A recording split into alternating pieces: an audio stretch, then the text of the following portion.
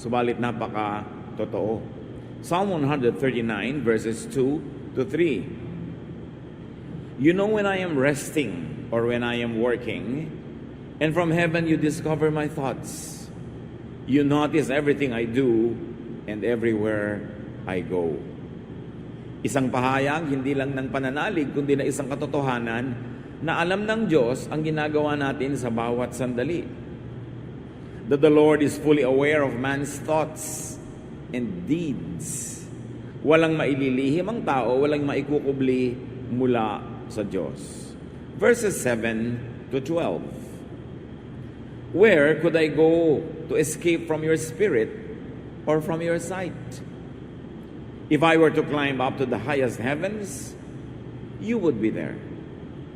If I were to dig down to the world of the dead, you would also be there. Suppose I had wings like the dawning of day and flew across the ocean, even then your powerful arm would guide and protect me. Gumamit ang sumulat ng awit na ito ng mga talinghaga na nauunawa ng kanyang panahon. So sa kanila, ang pinakamataas na pwedeng marating ay yung mga heavens. Ang pinakamalalim na pwedeng marating ay daw libingan ng mga namatay na. At ang pinakamalayong pwedeng marating ay sa ibayong dagat.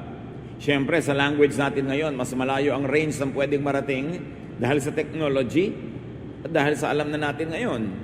Pero sa kanilang panahon, ang ibig lang sabihin ng sumulat, sukdulan man ang gawin niyang paglalakbay, yung pinakaabot at pinakamalayong pwedeng marating ng tao, hindi pa rin niya pwedeng takasan ng presensya ng Diyos. Nandun pa rin ang Diyos.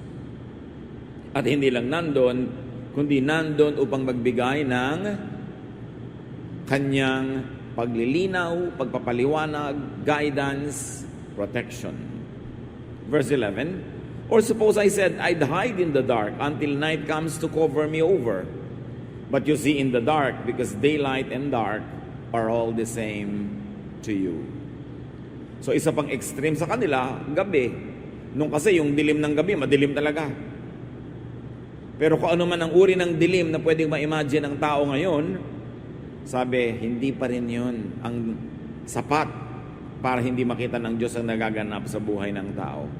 The Lord is not only everywhere, but the Lord is with man, even in the darkness. Marami kasi noon nagsasabi at naniniwala na ang Diyos ay wala sa dilim. Nasa liwanag lang siya dahil siya ay liwanag. Pero sabi nitong sumulat, kahit pa nga sa dilim, nandun ka pa rin. Psalm 139:18, and when I awake, I will find you nearby. Magising ako, makatulog, nandun ka sa aking tabi. The Lord is nearby, even in the light of day. God is always with man. God knows man. At bilang tugon, bilang ganti, ano naman dapat gawin ng tao? Because God knows man, man should know God. Beginning from within himself. Kung ginamit dito sa awit na ito, sa tula, na sa talighagan ng sabi, yung pinakamalalayong pwedeng marating ng tao at nandun pa rin ang Diyos, kung gano'n ang pinakamalapit at pinakamadali at pinakadapat na pagsimula ng paghahanap sa Diyos, hindi sa malayo, kundi sa malapit. Doon sa kayang-kaya ng tao, sa kanyang kalooban. Why? Because God is within him. Why should man begin within himself in search of God?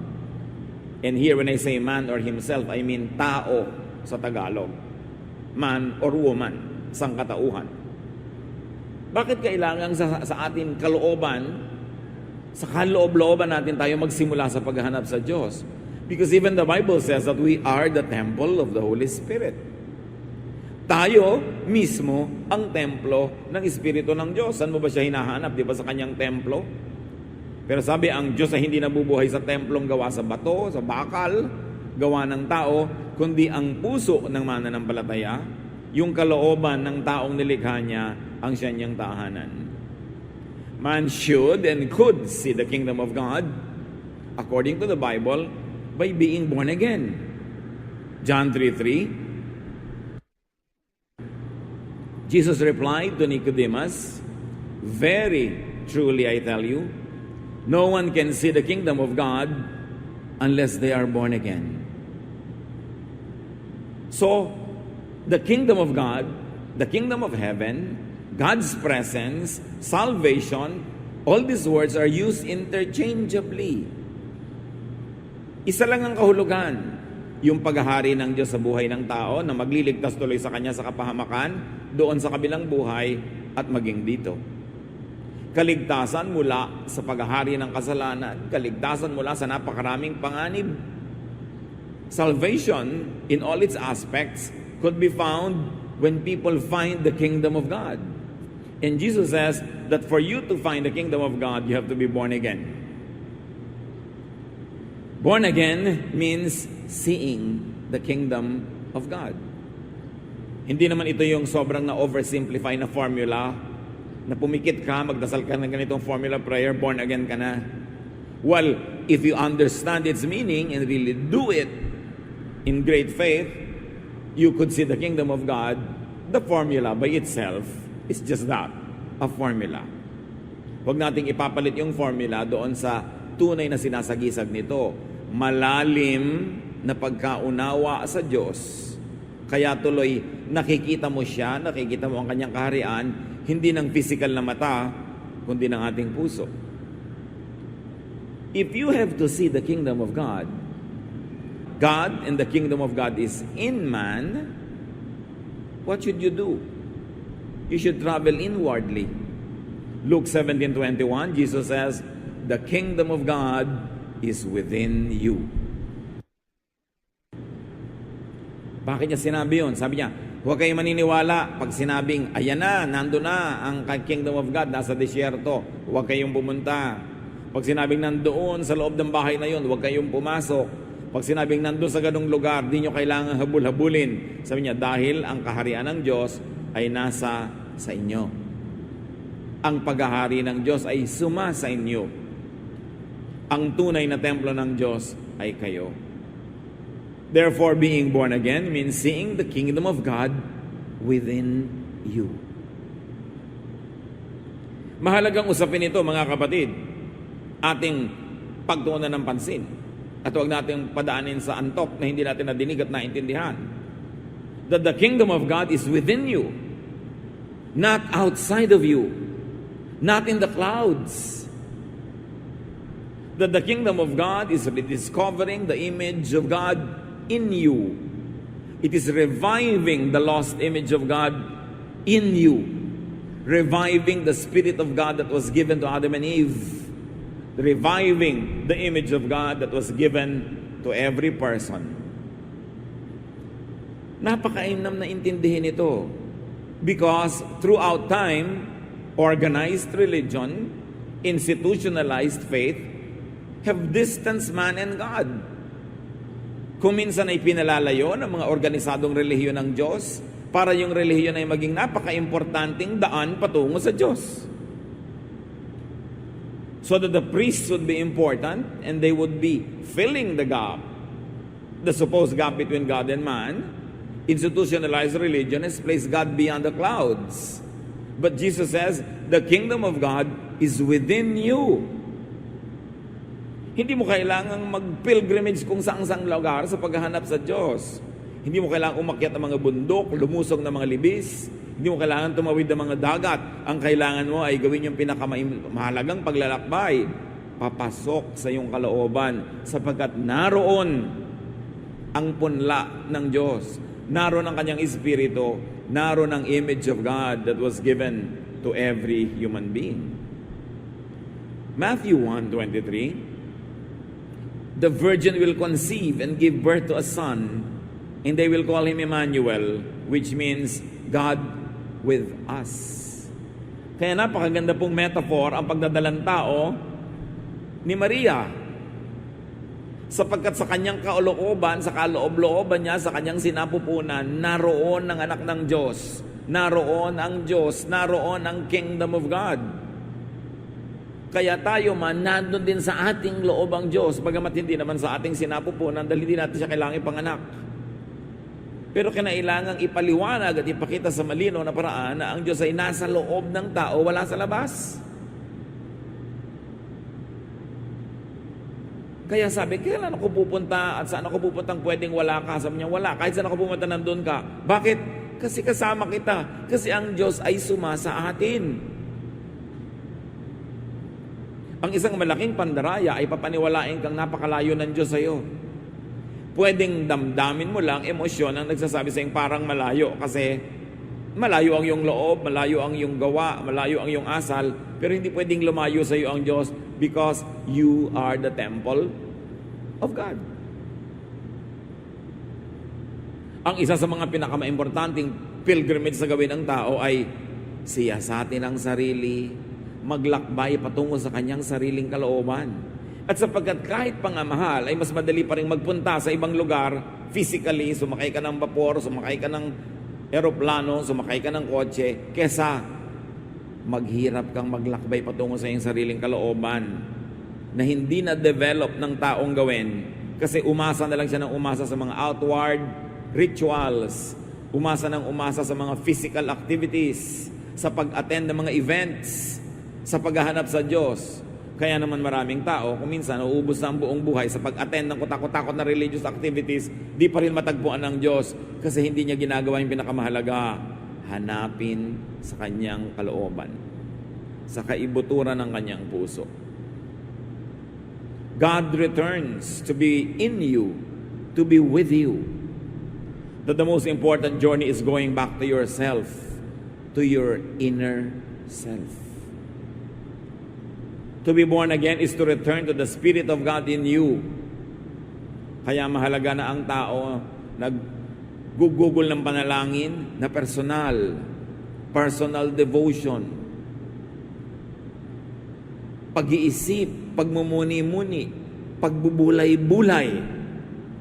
Dahil kapag ikay tahimik na narinig mo ang sarili mong utak na nag-iisip, kapag ikay nalayo sa ingay ng napakaraming taong nag-aagawan sa iyong atensyon at pagsunod, naririnig mo yung tinig na galing sa iyong kalooban. Kaya mahalaga yung pag-iisip, pagbibigay ng panahon na hindi ka laging busy. At ngayon, napakahirap gawin yan with technology. Ang tao minuminuto tumitingin sa cellphone kahit hindi tumutunog. Pagka napaupo kahit saan, tingin agad, send agad ng message, games agad. Walang panahon sa sarili. Walang panahon na makipag-usap doon sa Espiritu ng Diyos na nasa sarili. Kasi kung kani-kanino nakikipag-usap na malayo. Kaya nga kuminsan kahit sa restaurant, kahit sa ang mesa, may 4 na tao nakaupo doon pero lahat nagte-text sa iba't ibang tao, hindi sila nag-uusap. Papalayo ng papalayo ang kausap, hindi nakausap tong malapit. Kaya may mga matitinong magulang, maraming ina, pag umuwi ang tatay galing sa abroad, nagtatrabaho, magbabakasyon, bawal mag-text ang mga anak. Habang nandito ang ama nyo, walang magte-text, walang maglalaro sa computer, walang magpe-Facebook, asikasuhin yung makipagkwentuhan sa tatay nyo o sa nanay nyo. Kasi nga ang layo ng kausap, yung malapit, hindi makausap. Ganon din ang institutionalized religion na kung ano-anong ginagawa para kausapin ng Diyos pero walang oras mapag-isa, walang oras na mag-reflect. No time for devotions, for reflection. It is in quietness that we will hear the silent voice of God. So man can know God by knowing himself and others. Maraming mga ganyan, Lord, let me know you. Let me know you. Yun ang laging prayer. Kung masasagot lang siyang, you want to know me? Know yourself because you were made in my image. Paano po yung kapitbahay ko? Ibang-iba yung pagkatao nun. That kapitbahay of yours is also made in my image. Kilalanin mo rin siya. Di ang dami-dami niyo pong images. Of course, kasi ginawa ko kayong lahat. So kung mayroong 7 bilyong tao sa planeta, mahahanap mo yung imprint ng Diyos sa bawat isa sa kanila. At kung naging 9 billion pa yan, 10 billion, hindi mo pa rin kayang ubusin ang facets of God because God is endless, eternal. Kaya kailangan kilalanin ang sarili. Genesis 1:27, so God created humans to be like Himself. He made men and women. Nakita nyo, ipinaliwanag pa, He made men and women. And at the same time, both the man and the woman are in the image of God. So kaya babae ka, kaya lalaki ka, image ka ng God. Ano man ang iyong gender, ano man ang iyong age, ano man ang iyong race, image ka pa rin ng God. So lahat tayo, pag pinagsama-sama, dumarami ang pagkaunawa natin sa Diyos. Kaya may taong ang galing-galing niyang gumuhit, galing sa Diyos yun. Meron ang galing-galing sa math, meron ang gift niya, kumanta, merong tumugtog, meron ang gift niya, tumulong. Lahat yan ay galing sa Diyos. That's why to see God in others is one of the greatest discoveries. There is one God, but different creations. Many creations with differences. But everyone is created by God. Walang kinreate si Satan. Satan only comes to steal, kill, and destroy. Everyone is created by God. Psalm 24:1, the earth is the Lord's and everything in it, the world and all who live in it. So kahit yung taong hindi mo masyadong gusto, nilikha din yun ng Diyos. Yung mga talent na hindi mo alam at hindi mo hilig, gusto rin yun ng Diyos. Ibinigay lang niya sa ibang tao. Kaya ang paghahanap sa Diyos ay hindi sa mga ibabaw ng mga banal na bundok. Hindi sa mga yungib-yungib. Hindi sa mga doktri-doktrina. Hindi sa mga activities ng simbahan lamang. Kundi sa pagtitig sa kapwa-tao, sa pagtitig sa sariling kalooban, at makikita mo ang magagandang mga katangian ng Diyos na nandun, nakikilala mo ang Diyos. Men were created to be like God despite gender differences like Adam and Eve. Despite all other differences. Despite even theological differences. Do you think different theologies will make God different? Yun lang pananaw sa Kanya, pero hindi siya naiiba. People may have personal differences, but they're all made in God's image. Kaya, mahal ng Diyos ang lahat ng tao. Kasi nakikita niya yung image niya sa bawat isa ron. Although, may mga distortions dahil sa kasalanan, merong mga dumi dahil sa mga pagkakamali, pero yung basic character, yung basic gifting, yung basic spirit, galing sa Diyos. At paano natin mamamahal ang kapwa pagka lang nakita na natin yung image ng Diyos sa Kanya. So in people, God has many images, not just one. There could be many faces, facets, and manifestations of the same God. Kaya makita nyo, pati yung pagkakakilala at pagpapakilala ng mga great Bible characters sa Diyos, iba-iba. Parang iba yung God of Adam, yung character niya, napakamapagpatawad. Kung ang si Cain nagkasala na, binagyan pa niyang tatak to protect him.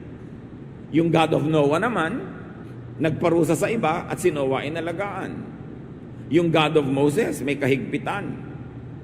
Pagka hindi ka sumunod sa mga instruction, bigla ka na lang namamatay.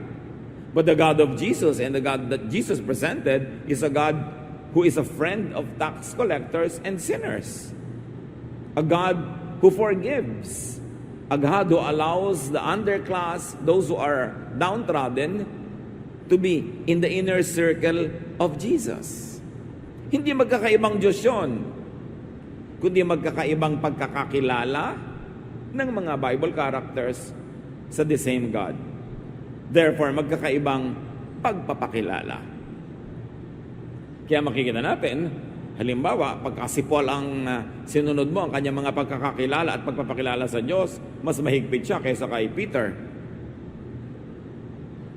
Yung iba namang mga disciple, mas mahigpit pa kay Jesus. Pag kami ayaw makinig, gusto nilang paulanan ng apoy. Kasi iba-iba ang pananaw nila sa iisang Diyos, pero iisa ang Diyos. Even in the giving of gifts, 1 Corinthians 12:11, all these are the work of one and the same Spirit, and He distributes them to each one just as He determines. So walang competition. Pagka sa palagay mo, yung mga taga-Sunday school ay kakompetensya ng taga-choir, hindi mo pa nakikita na sila man ay gift ng Diyos ang kanilang ministry at nasa kanila rin ang imahe ng Diyos. Pag sa tingin mo sa ibang preacher, kalaban mo siya, hindi mo pa nakikita God in that person. Kaya nga maraming religious quarrels and wars Kasi nga kulang tayo sa inward journey at kulang tayo sa paghahanap sa Diyos dun sa tao. Hinahanap lang natin kumisan sa statement of faith, sa doktrina, sa costume, sa suot, pero hindi doon sa kaloob-looban niya. God is with you. Instead of always reaching out to the stars and to the heavens, instead of reaching out far away from yourself, you should journey into yourself. Paano po yung ginagawa? Hindi itinuro in a manual-like manner sa Bible. Kanya-kanyang sikap, kanya-kanyang paghahanap ng daan na yun na sinasabi ni Jesus. Sabi niya, maluwag yung daan patungo doon sa kapahamakan, masikip yung patungo doon sa buhay na walang hanggan. Kailangan hanapin mo yon. The most that religion can give you is some guidance, but it is a personal journey. Kaya hindi tayo dapat laging umaasa lang sa religious leader, sa pastor, sa priest, sa kung kani-kanino. Kailangan meron kang sariling pakikipagniig sa Diyos, sariling pag-aaral ng salita ng Diyos, sariling pananalangin, at makakadevelop ka ng sarili mong style kung paano mo lalaliman ng pagkakilala sa Diyos sa pamamagitan ng pagkilala at pagtanggap sa sarili at sa kapwa. Habang hindi mo tinatanggap ang iyong sarili at hindi mo tinatanggap ang iyong kapwa, ay tinatanggihan mo rin yung Diyos kung saan after that person was made. Kaya ang tinuturo lagi, love others. But only those who truly understand it can appreciate loving others. That what you love in others is the image of God in them. That what you reject and hate in others could be the image of God in them. Mainam na pag-isipan ito. Find the image of God in you and in differentness, in uniqueness. Do not always reject and dislike whoever and whatever is different from you. Because God is a God of variety.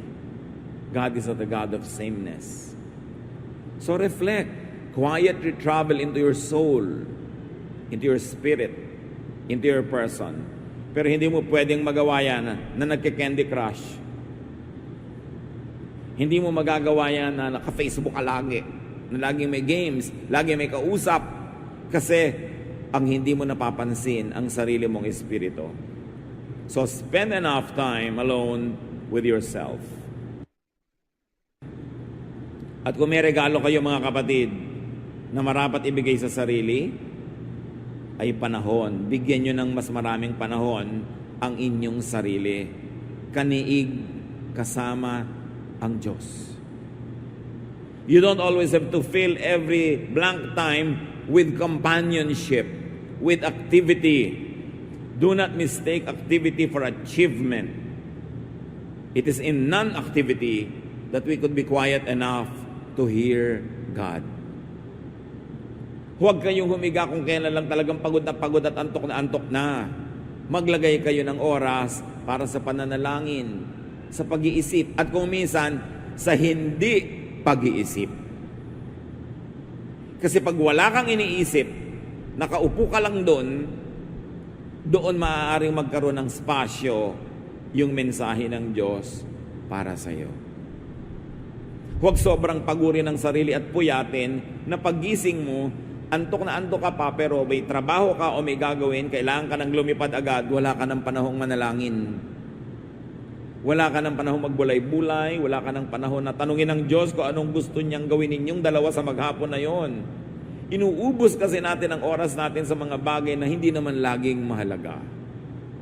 Sobrang TV, sobrang video, sobrang kung ano man yung pinagkakasobrahan na wala namang idinudulot na mabuti sa katawan, sa espiritu, o sa kaluluwa, o sa emosyon. Hindi natin kailangang punuin lagi ng aktibidades ang ating kalendaryo. Be still and know that I am God. Sabi ng Psalm 46:10. It is an old-fashioned gift that the ancients knew how to give to themselves, that we should rediscover the beauty of aloneness. Hindi laging kailangang may kasama o kausap. Hindi kailangan laging nagmamadali. Hindi kailangan laging may ginagawa. Alam niyo nung araw, ang mga ninuno natin, marunong. Halos bawat bahay may silyon o may duyan. Uugoy-ugoy silang ganon, uugoy-ugoy. Alam niyo ba na sa pag-ugoy-ugoy na ganon, dahil sa rhythm ng katawan na ginagawa, dumadating yung mind sa level of freedom from attachment to certain earthly thoughts.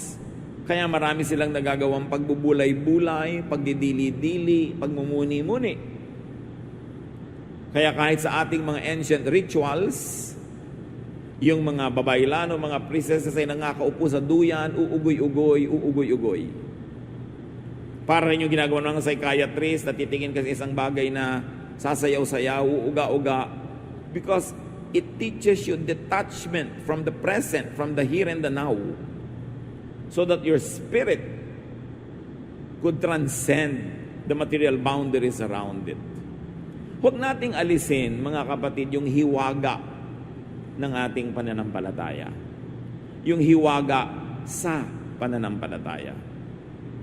Mula nung ang Biblia ay na-translate, na isalin sa mga wika ng karaniwang tao, progressively and increasingly, nagkaroon ng sobrang interes sa ibig sabihin ng bawat salita, bawat tuldok, bawat kataga. Kaya nagsimula din ng walang katapusang giyera dahil hindi naman nagkakasundo-sundo lahat ng tao kung ano talaga ang kahulugan ng salitang ito, ng katagang ito, ng talinghagang ito. People got obsessed with the meaning of each word. They wanted to find out what everything meant, that they forgot to behold and to appreciate the mystery of the unknown. Nawala yung hiwaga, ang lahat na lang natapunan ng nakakasilaw na liwanag, na kuminsan hindi naman laging tamang liwanag. Lahat na lang gustong maunawa at maintindihan. Hindi natin kayang maunawa at maintindihan ang lahat ng hiwaga ng Diyos. How can the finite mind of man totally comprehend an infinite God? So to attempt a complete understanding, to attempt an academic understanding of God, to attempt a theologizing of everything about God, is to diminish God and put Him down into levels where people can reach Him, but in a very low level. Huwag nating ipagkait sa Diyos yung pagiging Diyos, na mayroon siyang hiwaga, na mayroong mga bahagi niya na nakakubli sa likod ng mga ulap, na meron siyang bahaging maliwanag at may bahaging nakatago kumisan sa dilim at katahimikan, na hindi pwedeng ipaliwanag ang lahat ng bagay to the satisfaction of the human intellect, because God is not man. At sinabi niya, I speak only in human terms because of your natural limitations. My thoughts are not your thoughts. Your ways are not my ways, because my ways are higher than yours. And if the ways of God are higher than yours, can we attempt to reach and understand all His ways? We cannot. Kaya kuminsan lahat ng tao ay tinatanong, kahit sa Facebook where I do counseling, Pastor, pwede po bang gawin to ng Christian? Pwede po bang gawin nyo? So, bakit ba kayo tanong ng tanong? Hindi nyo isipin, hindi nyo itanong sa Diyos, at hindi nyo rin sundin yung sarili nyong damdamin. Kasi ang Panginoong Diyos ay nagpapakilala sa bawat isa, hindi lang sa tinatanong nyo. Hindi lang sa mga specialist. Bawat isa ay nilikha sa imahe ng Diyos. Sinanay lang ng relihiyon ng mga tao na maging sunod-sunura na lamang at dependent sa kung anong sinasabi mula sa pulpito. Hindi na tuloy sila nag-iisip para sa sarili. Hindi na nananalangin para sa sarili. Pati panalangin, Pastor, ipag-pray niyo po ako. Bakit? Hindi ka ba makakapag-pray? I will be delighted to pray for you and to pray with you, but do not think that you always have to be prayed for because you should pray. God wants you to pray. God wants to reveal Himself to you through your personal prayer. Bakit kailangan laging iutos sa iba? Gusto mong maintindihan ng Bible, attend ka lang ng Bible study para kung ano yung theology nung nagtuturo, yun na yung lululunin mo. Kailangan mag-aral ka rin. Kailangan saliksikin mo mag-isa. Hindi mo kailangan mag-Bible school para maintindihan ang mga isinulat sa Bible. Kasi yung nagsulat nga ng Bible, hindi nag-Bible school. Kaya lang sobrang pinataas ng mga Bible schools at ng mga simbahan yung Diyos para walang makaabot kundi sila. At kailangan mo sila para abutin nila ang Diyos para sa iyo. Religion has placed itself in the center of the economy of spirituality to the point that people think they can no longer reach God without the religious people, the religious system, and the religious activities. Si Noah, nagtumpok ng konting bato, nag-offer, yun ang kanyang ginawa sa Diyos. He did not need a priest. Yung mga tao nung araw, si Abraham, umakyat ng bundok, dinala niya ang kanyang offering. Hindi niya kailangan na mayroong mamagitan doon, hindi niya kailangan may mga choir, hindi niya kailangan na may mga usherette. Well, we need it now to have order. But do not forget, these are non-essentials. Because God is with you. God is in you. Pwede kang sumamba mag-isa. So sabihin pa, bakit pa po nagpupunta sa church? Kasi may mga special gifts na ibinigay sa ibang kapatiran na mamiminister sa iyo, magagamit mo, matututunan mo, maririnig mo. At meron ka ring gift na magagamit ng iba. So that together, we become a family. But do not be deceived into thinking that you cannot worship God by yourself. At yan ang nawala na kailangan nating ibalik, mga kapatid.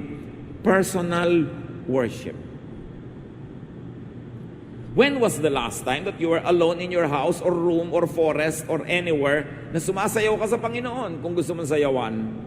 Na tumutugtog ka sa Panginoon, na umaawit ka sa Panginoon? Sapat na ba na may mga instrumentalist, specialist musicians sa sila ang tumutugtog para sa iyo? Ikaw, kailan ka huling tumugtog sa Diyos? Kailangan mo ba yung kaloob na sasayaw-sayaw para sa iyo? Ba't di ka sumayaw din dyan where you are? Or sumayaw ka anywhere if you think that you could worship God through dancing? Kailangan lang baging specialist ang gagawa niyan. Kailangan ba na laging yung mga Bible study leader ang magpupuyat para mag-aral ng Biblia at ituro sa'yo sa Sunday school? Ba't di mo saligsigin mag-isa? Then, dagdagan mo sa pag-attend ng mga ganon para hindi ka lang pupunta doon para makinig. Meron ka rin maiko-contribute dahil nag-aaral ka rin.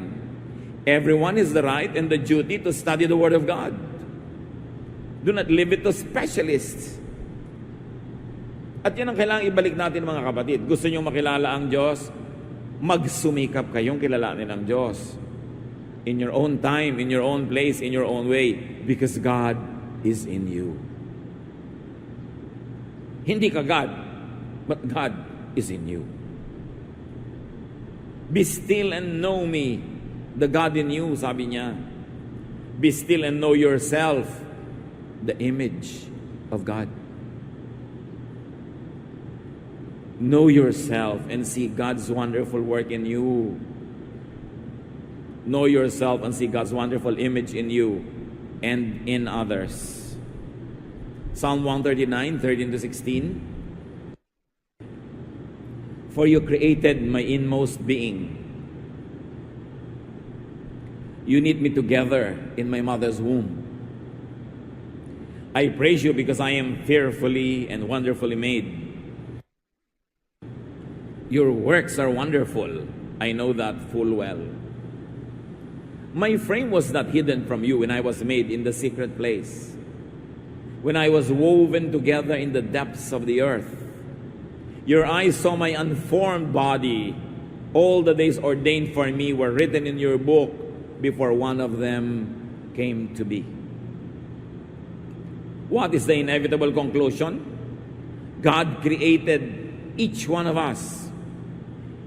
God caused us to be created the way we were created. If you like to be scientific,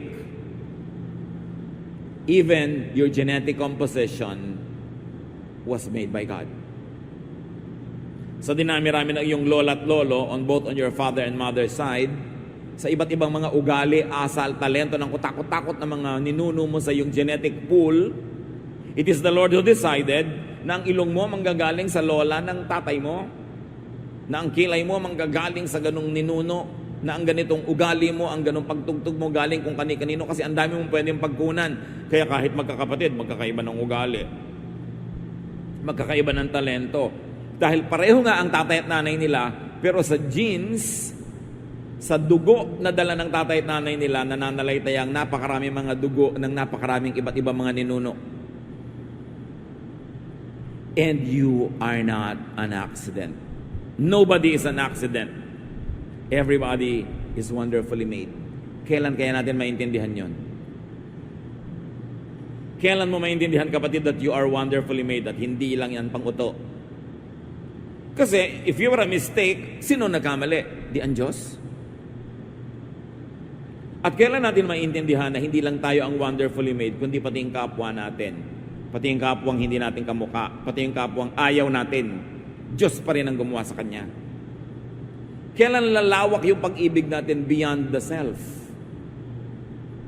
But to embrace and love God who is in everybody. Kaya mag-ingat-ingat din tayo kuminsan, kasi pag sobrang relihiyoso ang tao, wala siyang ginawa kundi maghampas sa sarili, wala siyang ginawa kundi self-flagellation, self-bashing. Lagi na lang niya sinasabing, wala akong kwenta, wala akong kahalahalaga, ako'y marumi, ako'y makasalanan. Well, it is true, it is not the complete, and it's not the biggest truth about you. The biggest truth about you is that you are the temple of the Holy Spirit, that God's image is in you, that God is in you.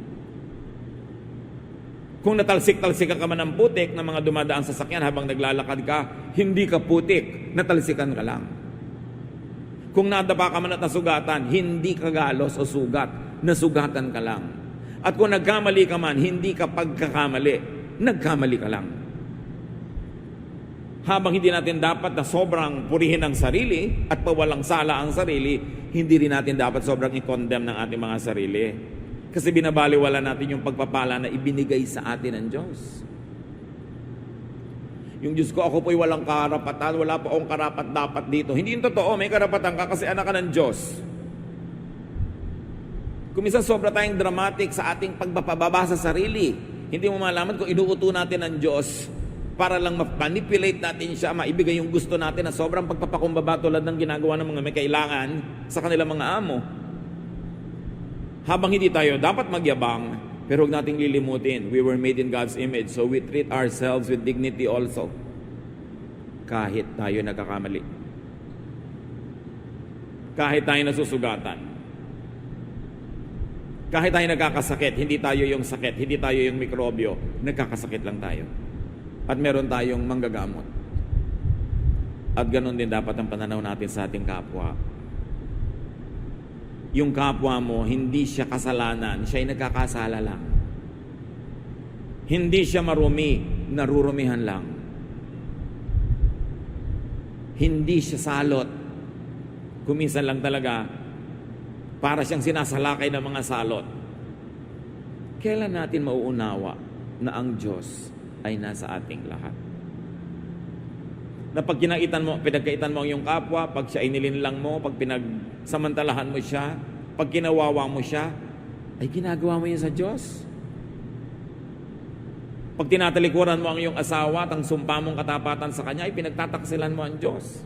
Pag pinapabayaan mo ang mga tungkulin mo sa iyong mga anak, ay pinapabayaan mo ang Diyos na nandun sa mga anak mo na yun. Tuloy, nasisira ang kanilang pagkatao. Nagkakaroon ng negative na ugali. Nawawasak ang kanilang mga behavior. Damaged. Napagkakamalang tuloy natin silang salot. Pero sila'y biktima pala.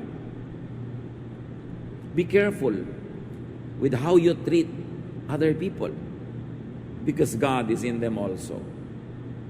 And you cannot find this image of God uniquely given to you and to people if you would insist on imposing molds and uniformity and sameness on everyone. We've got to appreciate our differentness because God made us so.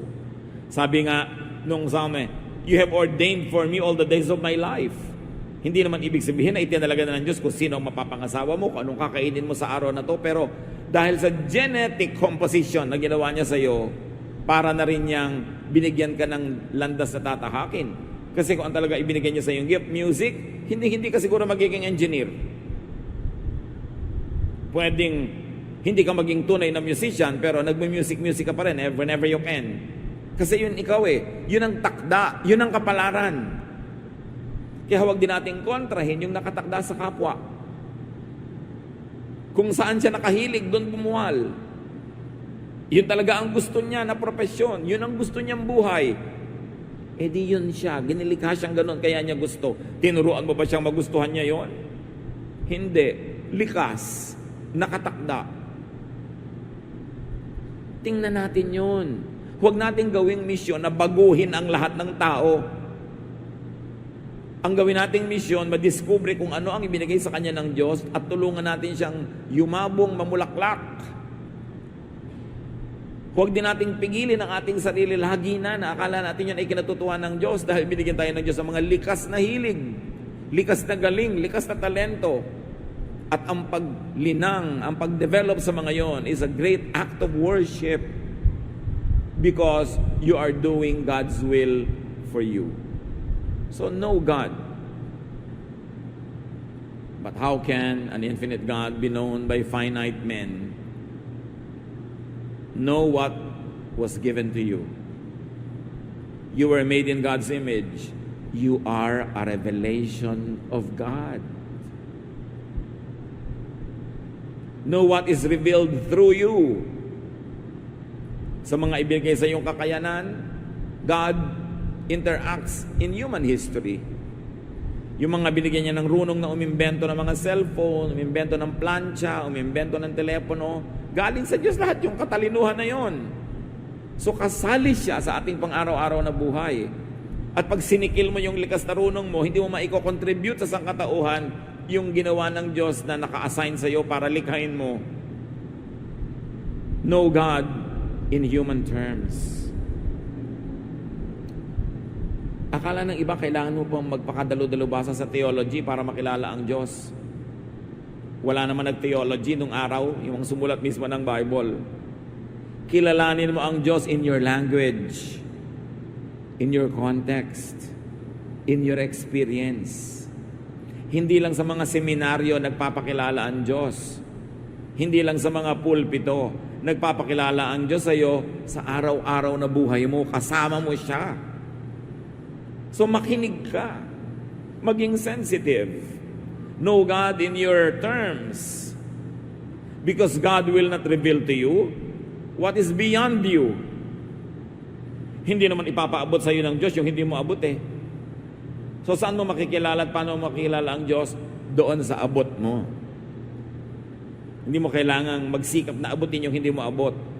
Kasi abot ka ng Diyos. At kung nasa ang level ka, nandun ang level niya.